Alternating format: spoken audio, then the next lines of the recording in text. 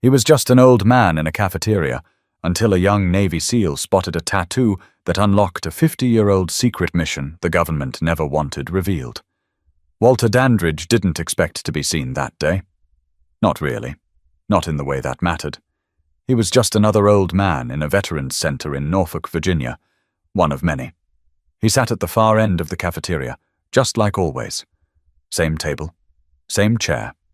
Back slightly hunched, cap low over his brow, worn hands wrapped around a chipped mug of black coffee. He wasn't invisible, just passed over. And honestly, he preferred it that way. Most folks walked right past him. Volunteers smiled politely. Staff offered him meals, but no one ever really looked. The kind of look that says, "I know who you are," or at least, "I want to." That was until the tall guy walked in. White t-shirt, short cropped hair, athletic build, and that posture. You could tell from the way he moved. Calm, alert. This one was military. Still in it, probably. The kind who scans a room without realizing it. Head on a swivel. Always assessing. Always reading. Logan Trevane had only meant to stop by and drop off some donation boxes. He wasn't here for long. He just needed a signature and maybe a handshake for the newsletter his CO wanted back at the naval base. Quick errand. But just as he passed the cafeteria doors, something stalled him. He glanced across the room, and that's when he saw it. A tattoo, faint, faded. Ink bleeding slightly into wrinkled skin, just barely visible beneath the rolled sleeve of Walter's green flannel shirt. But it wasn't just any tattoo. It was a jagged falcon, mid-dive, claws out, slicing through what looked like coiled barbed wire. Logan blinked. He hadn't seen that mark in years. Maybe since he was 16, sitting cross-legged on the floor of his grandfather's garage, watching the old man clean his tools with the same methodical calm he used to cut wood. That falcon had been carved into his upper arm. His grandpa used to joke it hurt more than getting shot. Only a few men had that ink, he'd said. They were a special unit, volunteers sent on unofficial missions during Vietnam, ones that didn't make it into textbooks, or the news, or even official records. His grandfather called them ghost jobs. Logan stepped into the cafeteria and stopped. His pulse kicked up. There was no way. No, that couldn't be him. But the tattoo was real. The lines might have faded, but the image was identical. Logan's eyes narrowed. His grandfather told him the man who pulled him out of a burning hut near Savannakhet in 1970 had that same tattoo. He didn't remember much about the guy, just that he was black, calm under pressure, and never left a man behind. Said the man didn't talk much, just acted. Walter kept his eyes on his coffee. He hadn't noticed the young man watching him from across the room. Logan didn't move. He just stood there, staring, barely breathing. Was it really him? He looked around. No one else seemed to care. Just an old guy in a cap. But to Logan, it suddenly felt like the room had tilted. He stepped closer. There was something heavy in the air now.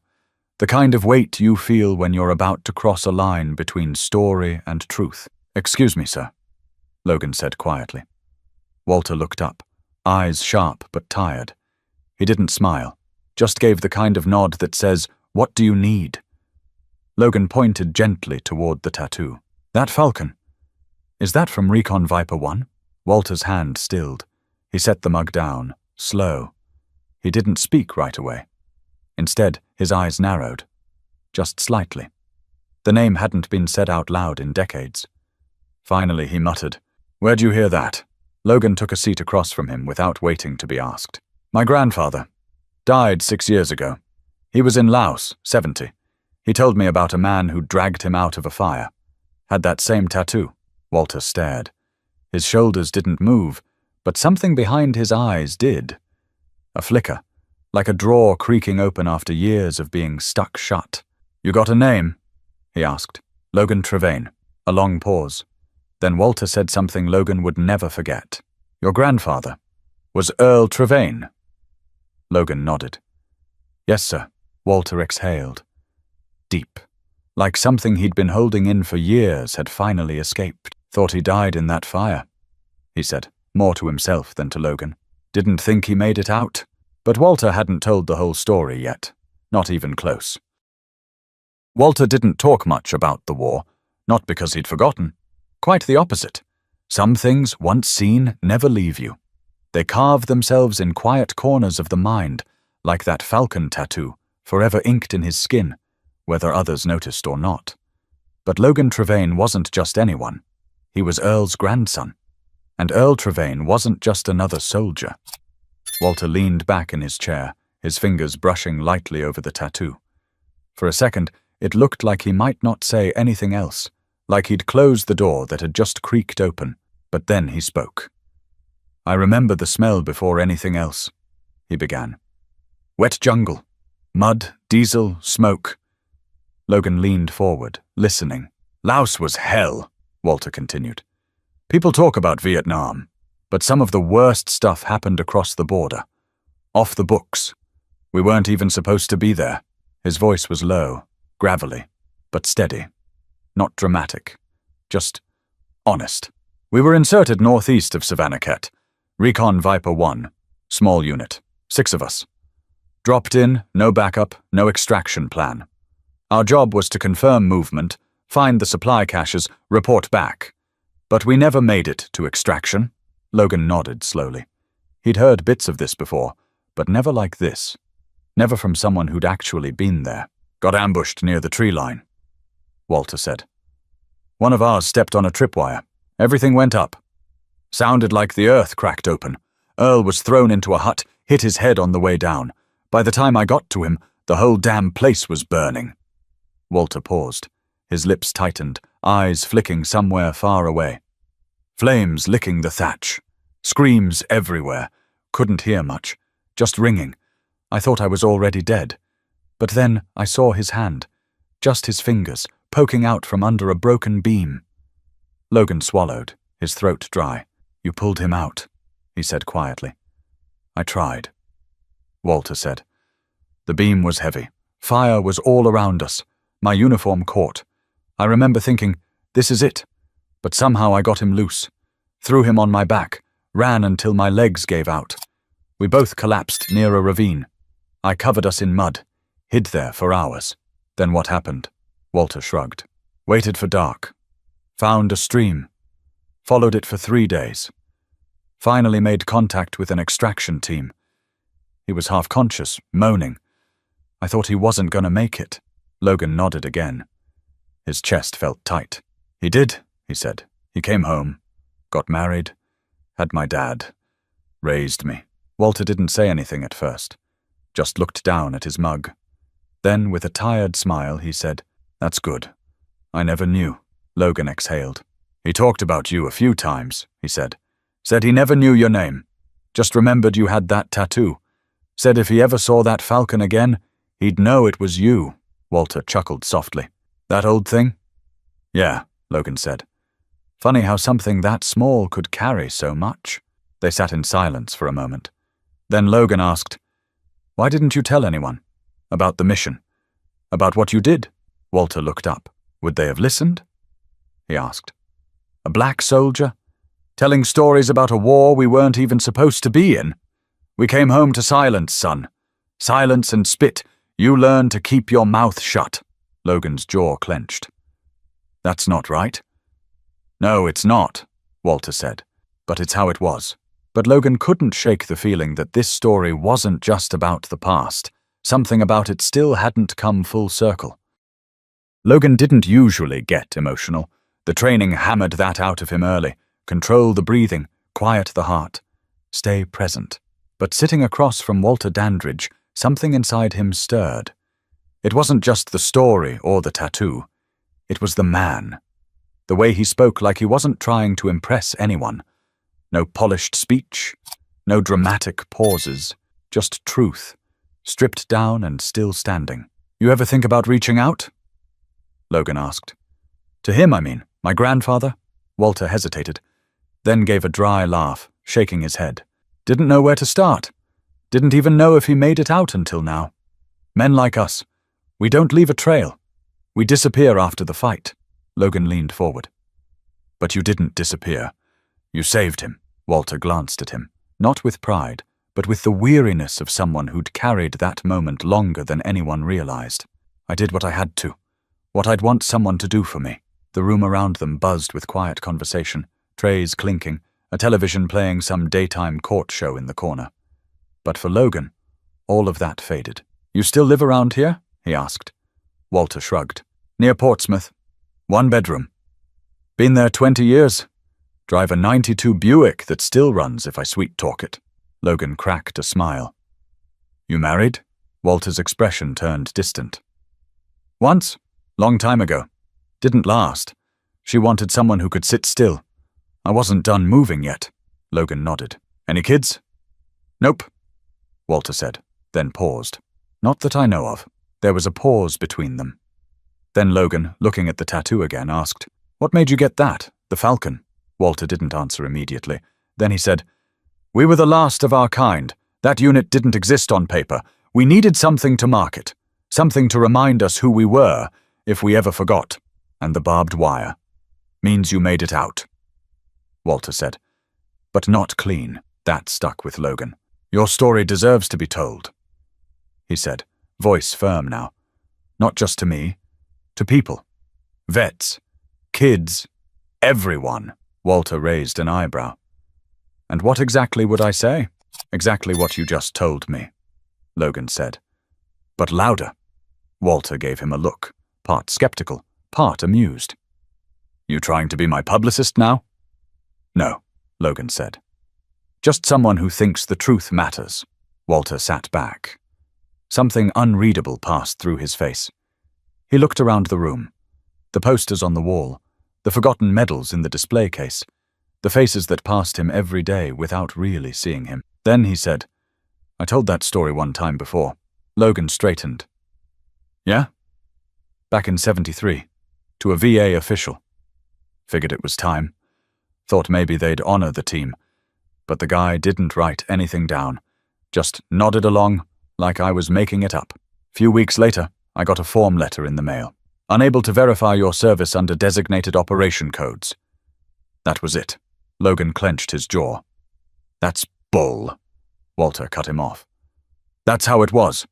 We weren't ghosts because we wanted to be. We were ghosts because they made us. Silence hung between them. Logan looked down, rubbing his hands together. Then he said, I think I'm supposed to meet people like you. Not just shake hands and move on. Maybe it's time people knew the whole truth. Walter looked at him, then gave a faint smile. You talk like your grandfather. I take that as a compliment. It is, Walter said quietly. He had fire. But he listened too. That's rare. But as much as Walter seemed to open up, Logan sensed there was still something the old man hadn't shared. Something deeper buried under years of silence. Walter didn't speak right away.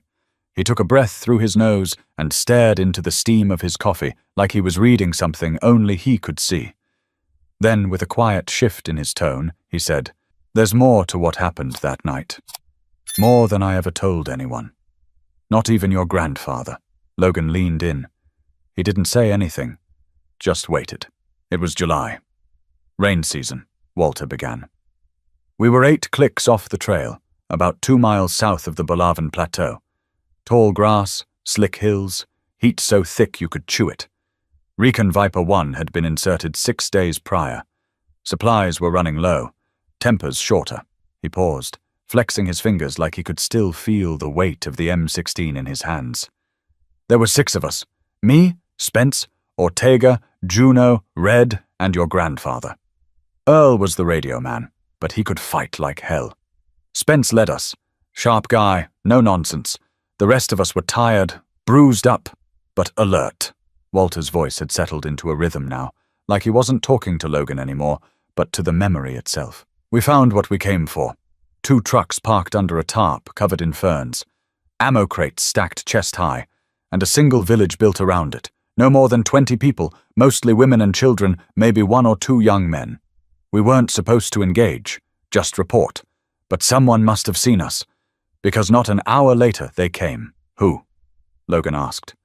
Pathet Lao, Walter said, mixed with NVA regulars. We thought we were ghosts. Turns out they had dogs. Picked up our trail fast. We were boxed in by sundown. Juno went down early, took a shot through the neck. We pulled him into a hut, tried to stop the bleeding. Spence said we'd have to hold until extraction. Walter clenched his jaw. But the call never went through. Something was jamming our signal. Earl tried again and again, working that damn radio with blood on his hands. Then, boom! One of their grenades took out the side wall. Whole place lit up. He closed his eyes for a moment. I remember grabbing Earl. He was unconscious, leg bent wrong, still clutching the radio. The fire was climbing fast. Ortega yelled something. I couldn't hear it. My ears were ringing. Then the roof collapsed. Walter's eyes opened again, sharper this time.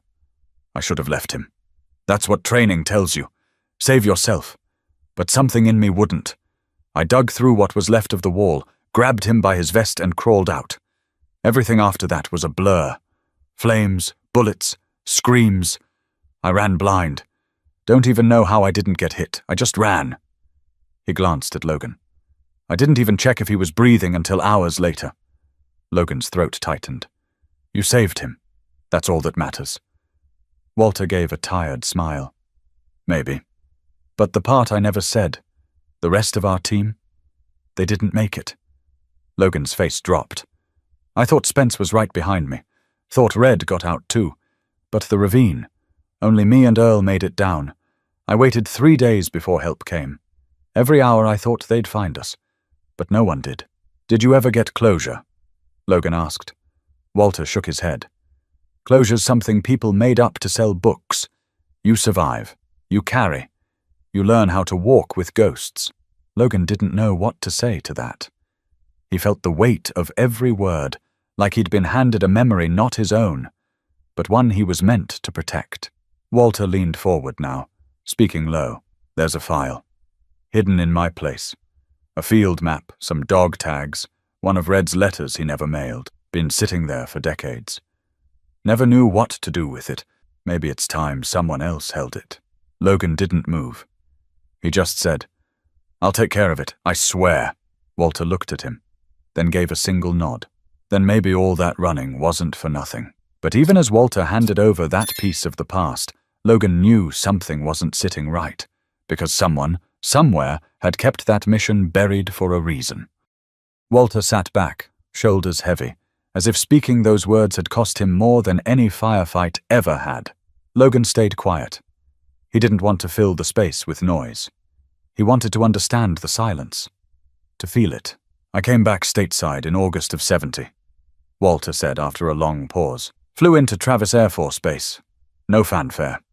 Just the sound of boots hitting pavement and a sergeant barking for us to keep moving. He paused again, fingers tracing the rim of his coffee mug. I remember walking out of the airport in uniform. Thought I'd feel proud. Instead, I got spit on. Called names. I was 22, had shrapnel in my leg, and I was told to forget it ever happened. Forget the men I left behind. Forget the scars. Logan looked down.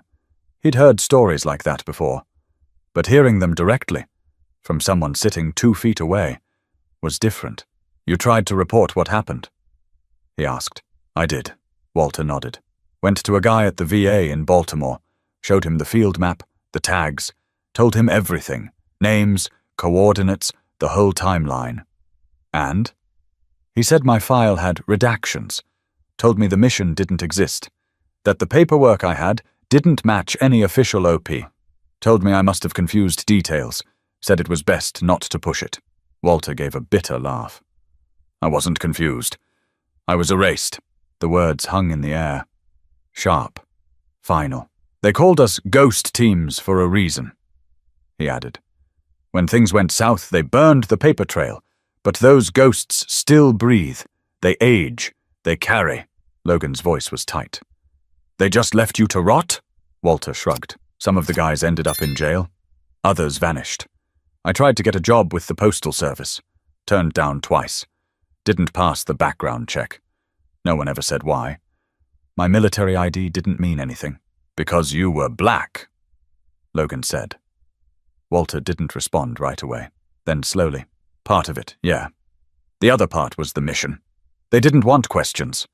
And they sure didn't want to admit a bunch of unofficial soldiers saw and survived what they shouldn't have. Logan leaned forward. So what did you do? Odd jobs? Carpentry? Freight? Anything that paid cash under the table. Slept in my car a few times. Kept my head down. I tried to get help once more in '85. Went to the VA in Norfolk. Guy told me he'd never heard of Recon Viper 1. Same damn phrase. You're mistaken, sir. That's unbelievable, Logan muttered. Walter looked him dead in the eye. It's not unbelievable. It's American. That's what this country does to the people it's ashamed of. Logan sat back. Let that sink in. You ever think of writing a book? He asked. Walter smiled, but it didn't reach his eyes. I could barely afford paper, son. And who'd read it? Some washed-up ghost trying to prove he mattered? I would. This time the smile stuck. Maybe now, Walter said. But back then, you gotta understand, when the world stops calling your name, you stop saying it out loud. They sat in silence for a moment. The noise of the center hummed back into awareness.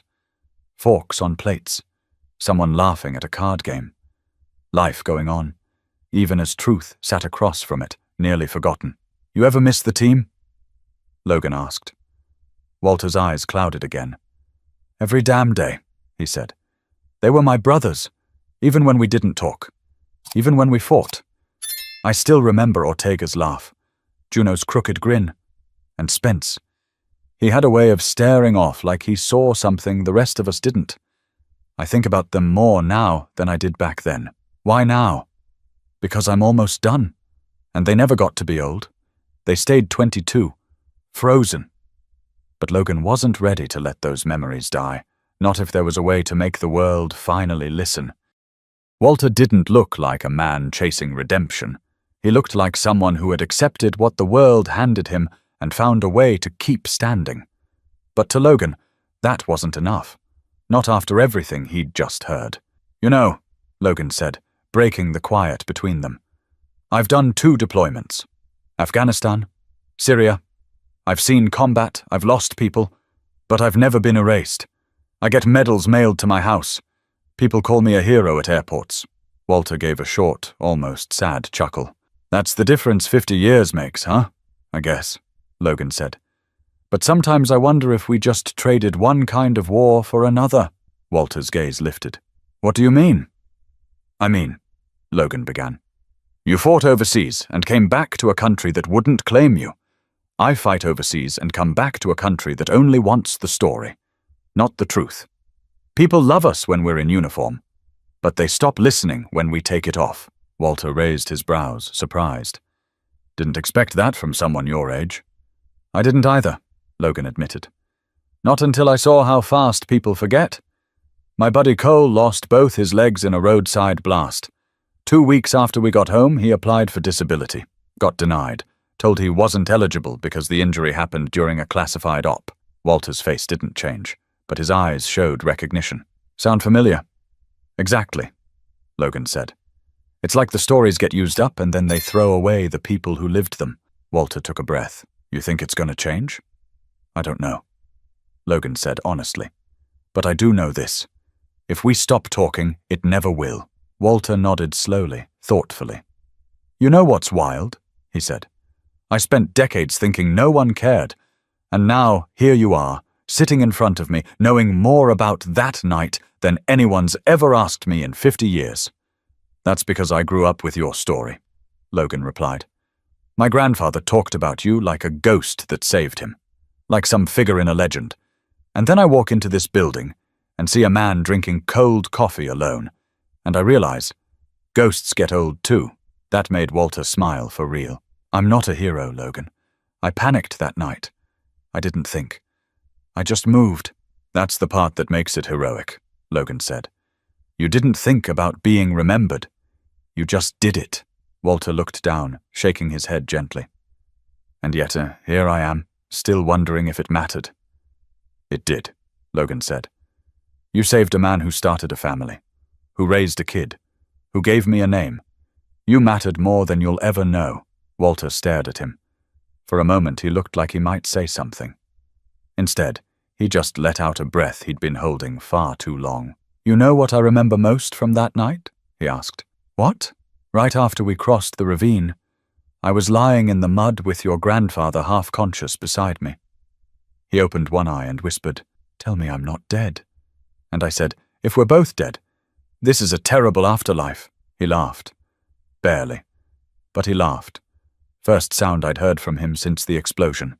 Logan grinned. Sounds like him. I didn't know what to do with that memory, so I just kept it." They sat in that moment, both knowing that this wasn't just two men swapping war stories. This was a passing of weight, of witness, of truth. "So what now?" Walter asked. Logan thought about it. "Now we figure out how to make this right. However we can." Walter shook his head with a slight smirk. "You sure about that? Once you start digging, things come up that people don't want unearthed." "Then they should have buried them better," Logan said, without missing a beat. But Walter had lived long enough to know, once the truth starts resurfacing, somebody always wants to keep it buried.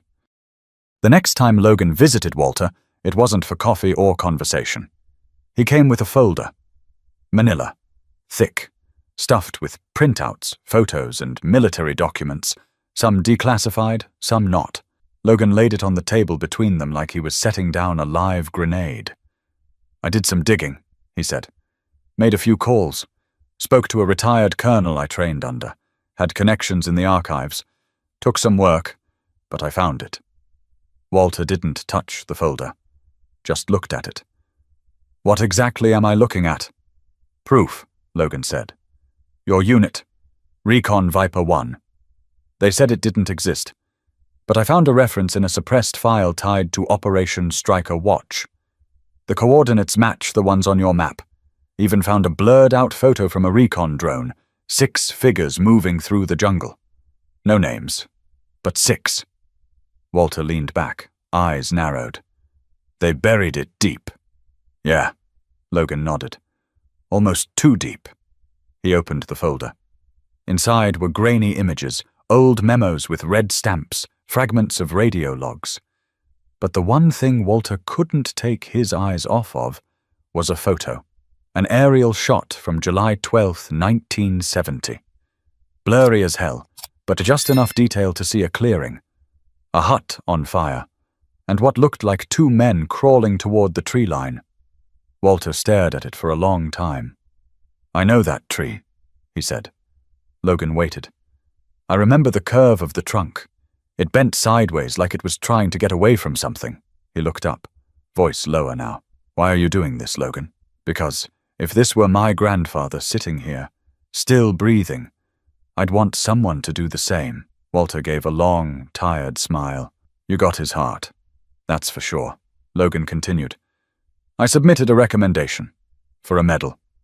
Post-service citation for bravery under fire. It's just a start. But it's on record now." Walter's smile faded. "I don't want a medal." Logan blinked. "Why not?" "I spent too long believing I didn't exist," Walter said. "A ribbon won't change that. It won't bring my unit back. It won't erase the nights I slept in my car wondering if I imagined it all. But it might make the next guy think twice before ignoring someone like you," Logan said. Walter was quiet. "And besides," Logan added, "it's not really about the medal. It's about putting your name where it belongs. Not in some forgotten footnote. In history. In truth." Walter looked down at the folder again. "You're serious about this?" "I'm not letting it die in a file drawer." Walter thought for a long time, then finally said, "If you're gonna do this, don't do it for me. Do it for Spence. For Juno. For Red. They died out there. I just came back. I'm doing it for all of you," Logan said. "But mostly for you, because no one ever should have had to carry all this alone." Walter gave a small, exhausted nod. "You've got fire, son. That's rare, so I've been told," Logan replied, cracking a grin. For a brief moment, the air around them felt lighter, like something old had shifted, just enough to breathe. Walter reached out and pulled the folder toward him. "Then let's see what truth looks like on paper." Logan sat back, letting that land. Outside, traffic passed along Hampton Boulevard. unremarkable, ordinary.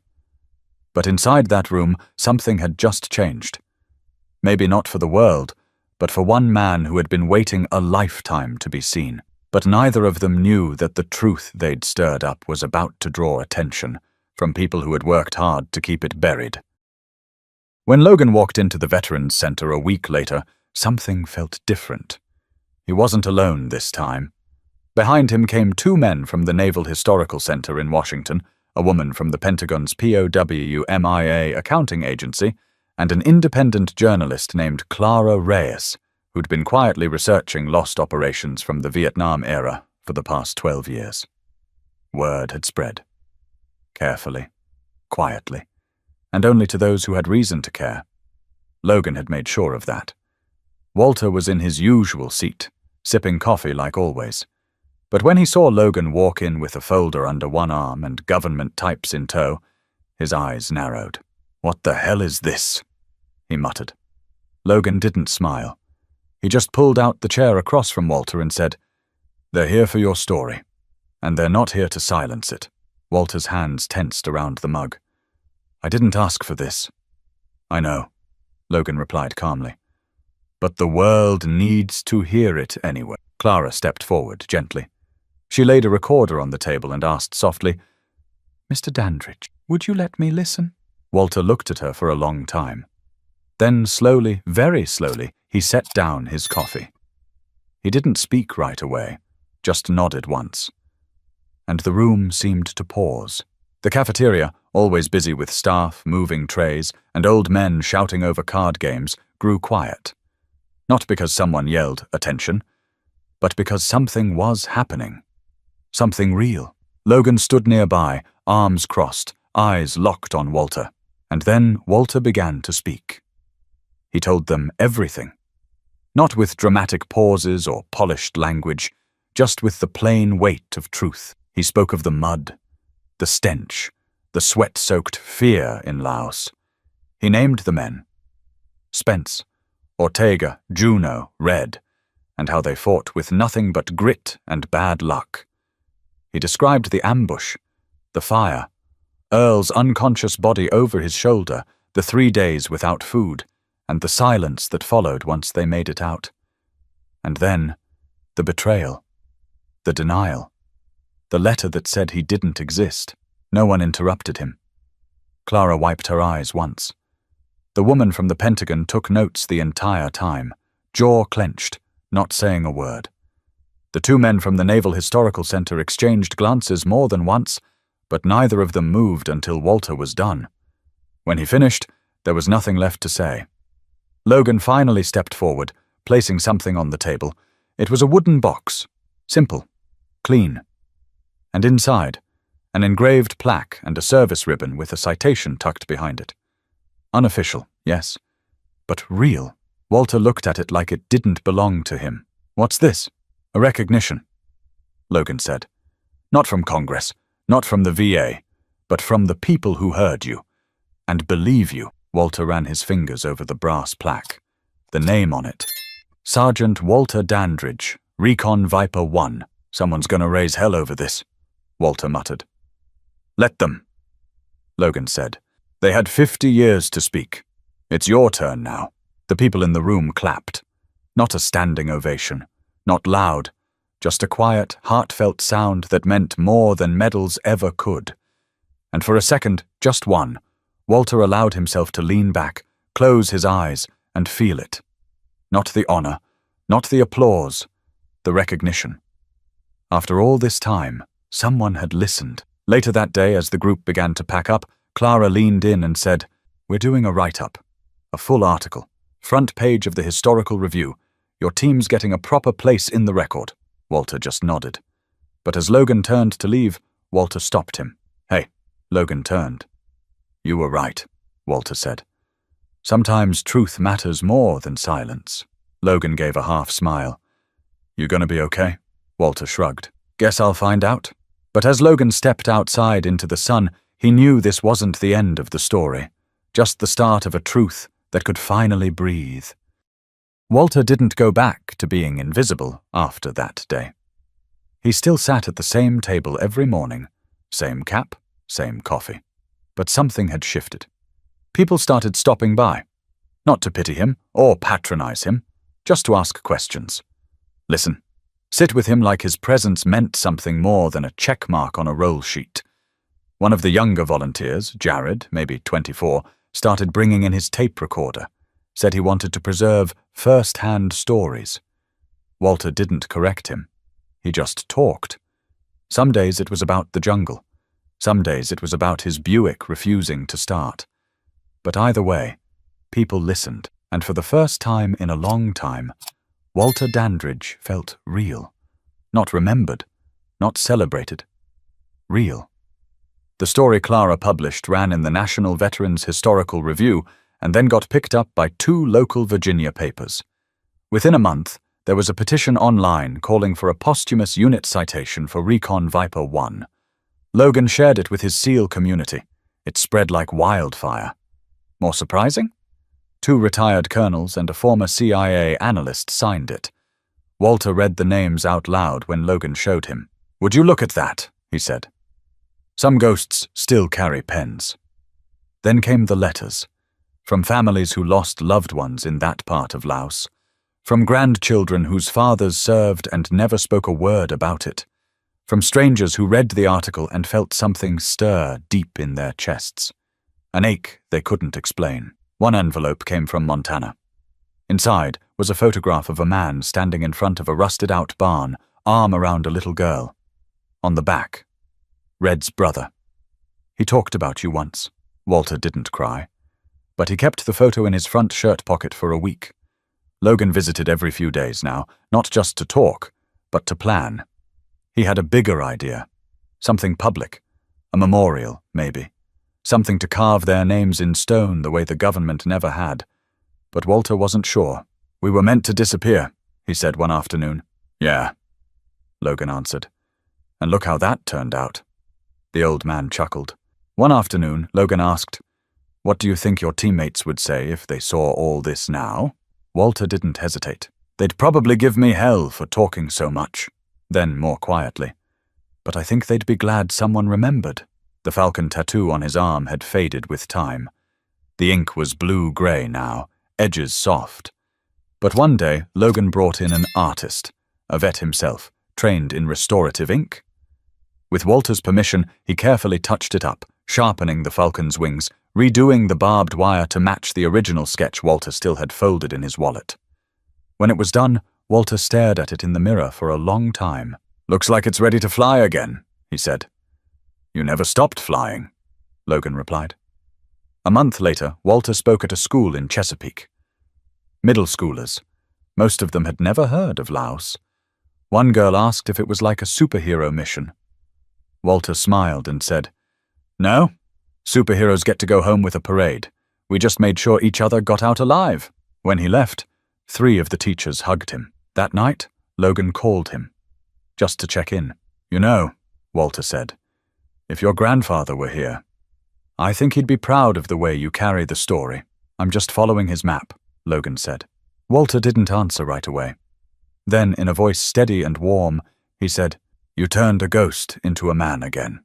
That was the last time Logan ever heard Walter sound that light. 2 weeks later, Walter Dandridge passed in his sleep, peacefully.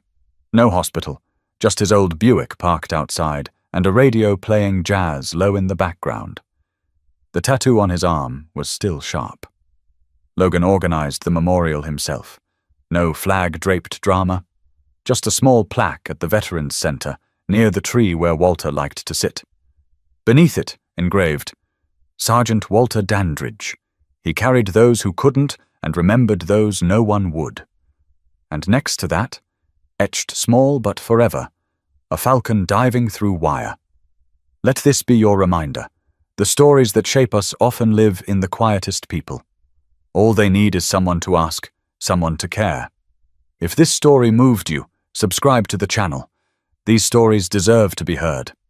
And you never know. Your listening might be the thing that brings someone back to life.